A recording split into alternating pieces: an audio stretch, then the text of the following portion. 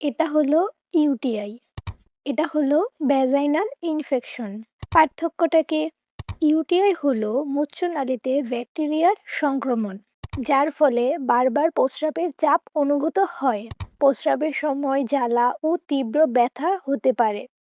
তলপেটে চাপ ও অস্বস্তি অনুভূত হয়। কখনো প্রস্রাব ঘোলা, গাঢ় বা দুর্গন্ধযুক্ত হতে পারে।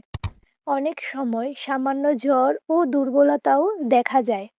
সময়মতো চিকিৎসা না নিলে এটি কিডনি পর্যন্ত ছড়াতে পারে। ভ্যাজাইনাল ইনফেকশন হলো যোনিতে ব্যাকটেরিয়া বা ফাঙ্গাল সংক্রমণ।